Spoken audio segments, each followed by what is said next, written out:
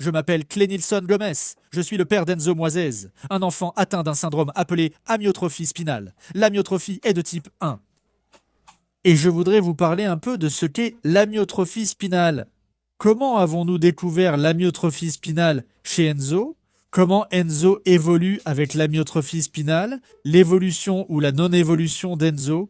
Comment il devrait être? Comment il est? Pourquoi il est comme ça? Pourquoi Enzo a évolué? Ou pourquoi il n'a pas évolué? A-t-il évolué? Ce que fait l'amyotrophie spinale, ce qu'elle affecte, ce que l'amyotrophie spinale représente pour une famille, ce qu'elle signifie dans une famille où on diagnostique une amie chez un enfant, comment se fait ce diagnostic et comment devons-nous nous préparer à partir de là? À partir d'un tel diagnostic, il est très important de savoir comment s'occuper d'un enfant atteint d'amyotrophie spinale, car la connaissance est essentielle pour savoir gérer la situation. Ce n'est pas facile, mais oui, grâce à Dieu, nous nous adaptons, nous nous réorganisons, nous changeons toute une routine de vie pour être avec Enzo, n'est-ce pas? Enzo est un enfant de 6 ans, chez qui une amyotrophie spinale de type 1 a été diagnostiquée dès les premiers mois de vie. Que hoje, né, C'est l'un des cas les plus graves de la maladie de l'amyotrophie spinale, n'est-ce pas? Nous avons le type 0, le type 1, le type 2, le type 3, le type 4, n'est-ce pas? À partir du type 2, c'est déjà à un âge plus avancé, n'est-ce pas, que la personne développe des symptômes. Et, de plus en plus, les symptômes apparaissent de façon plus légère. Quant au type 0 qui apparaît pendant la grossesse, c'est aujourd'hui le plus grave. Mais normalement, les enfants ne survivent pas. Ce qui fait que le type 1 reste le degré le plus élevé et le plus grave de l'amyotrophie spinale. Car les enfants ont en effet une chance de vivre et de mener une vie auprès de leur famille. Mais ce n'est pas facile, surtout le diagnostic. Alors, comment avez-vous réussi à diagnostiquer Enzo aussi précocement? Comment cela s'est-il passé? Nous sommes les parents d'une autre enfant atteinte d'amyotrophie spinale, qui est Erika Carla. Erika a aussi le type 1 comme Enzo. Contrairement à Enzo, elle est totalement immobile. Elle a perdu tous ses mouvements, car à sa naissance, nous n'avions pas les connaissances que nous avons aujourd'hui. Aujourd'hui, avec les connaissances que nous avons acquises depuis l'arrivée d'Erika, nous avons accueilli Enzo de manière plus sereine, en sachant comment gérer la situation, en sachant quoi faire. Et même, dans certains cas, contester certaines décisions qui ont été prises pour Enzo. Par exemple, Erika, ceux qui la connaissent et la voient au quotidien savent qu'elle a une trachéotomie. Enzo aussi devait avoir une trachéotomie, mais nous n'en avons pas voulu. Nous avons choisi de ne pas la faire. Et aujourd'hui, il progresse beaucoup. Pourquoi? Parce qu'on savait déjà, tu vois, comment gérer l'amyotrophie spinale. On avait déjà une vraie expérience de l'amyotrophie spinale avec Erika. Et on a apporté toute cette expérience qu'on avait avec Erika pour les soins d'Enzo, mais en les améliorant.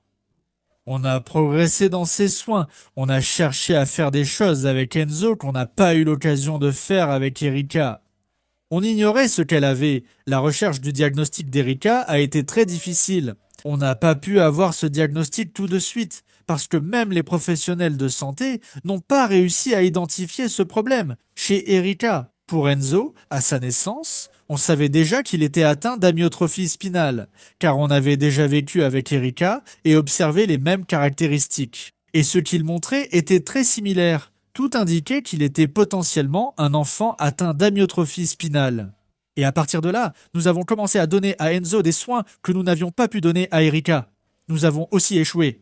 Nous n'avons pas été à 100% avec Enzo comme nous aurions dû l'être. Pourquoi? Parce que nous avons été frappés par une pandémie. Au milieu de cette pandémie, toute personne qui avait des symptômes comme un rhume, de la fièvre, ce genre de choses, recevait déjà un diagnostic. Comme possiblement être porteur du virus qui a provoqué la pandémie à cette époque. Cela a vraiment perturbé tout ce que nous faisions avec Enzo, parce qu'il a eu cette fièvre et, à partir de cette fièvre, il a dû être hospitalisé avec le diagnostic qui était, à ce moment-là, ce qui se passait avec la pandémie dans notre pays. Mais ce n'était pas ça, c'était juste un symptôme de l'amyotrophie spinale qui se développait à ce moment-là et qui était assez simple à résoudre. Mais à ce moment-là, j'ai échoué. À ce moment-là, la maman a échoué. Nous avons échoué avec Enzo et il a dû passer à une sonde de trachéotomie car il a été intubé à ce moment-là, ce qui a compliqué sa déglutition, qui était normale auparavant. Mais cet échec nous a poussés à devenir de plus en plus forts pour nous battre, à chercher toujours plus de connaissances pour qu'Enzo n'évolue pas comme Eric a évolué avec l'amyotrophie spinale. Et le résultat, c'est ça. Enzo va bien, Enzo progresse, de mieux en mieux à chaque fois. Contrairement à beaucoup d'enfants qui, lorsqu'on leur a diagnostiqué l'amyotrophie spinale, n'est-ce pas, qui n'ont pas eu les soins initiaux, qui n'ont pas eu, n'est-ce pas, dans le cas d'Enzo, qui suit le traitement approprié, ont évolué négativement. Enzo, depuis le début, évolue positivement. C'est difficile, les amis. Le diagnostic de l'amyotrophie spinale est très difficile. Quand on n'a pas la connaissance, quand on a, n'est-ce pas, un manque d'expérience, n'est-ce pas, c'est différent de ce qui s'est passé avec moi et ma femme quand Enzo est né. Nous sommes allés, n'est-ce pas, chercher des professionnels spécialisés dans l'amyotrophie spinale, qui prenaient soin d'autres enfants atteints de l'amyotrophie spinale.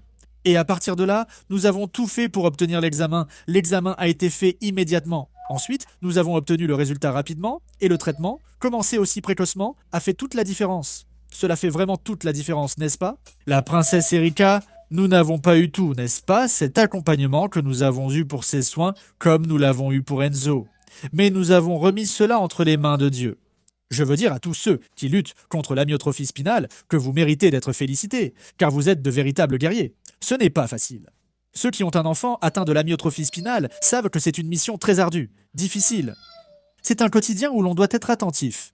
24 heures sur 24. Il faut faire attention. Même si Enzo est à un bon niveau, même s'il progresse beaucoup, les soins ne s'arrêtent jamais. Et ceux qui vivent à la même situation que notre princesse Erika, qui est dans la chambre d'à côté, savent à quel point c'est difficile, à quel point c'est angoissant, n'est-ce pas, de vivre avec l'amyotrophie spinale, avec ce sentiment que quelque chose peut arriver à tout moment. On est, n'est-ce pas, pratiquement toujours prêt à agir, tu vois, mais on ne sait jamais quand ça va arriver. À tout moment, il peut y avoir, tu sais, une désaturation. À tout moment, il peut y avoir une infection. À tout moment, il peut y avoir un problème. Tu vois, il faut qu'on soit là, tu vois, pour agir immédiatement et faire, tu vois, les procédures nécessaires pour que cette personne revienne à un état normal. Ce n'est pas facile. La lutte est intense.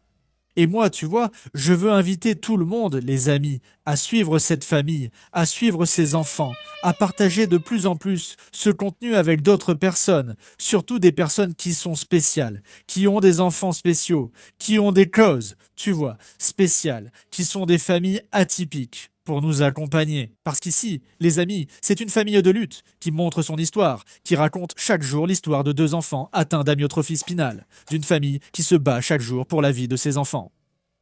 Je vous demande aussi, tu vois, gentiment à vous tous de partager, les amis, partagez vraiment beaucoup avec tous vos amis, les amis, pour que cette histoire atteigne de plus en plus de personnes à travers le monde.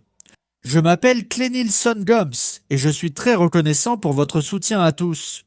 Ensemble, nous sommes plus forts et avec la foi en Dieu, tout, tu vois, s'arrangera les amis. Merci beaucoup pour le soutien de chacun d'entre vous. Que Dieu bénisse le quotidien de nous tous les amis. Au revoir, au revoir.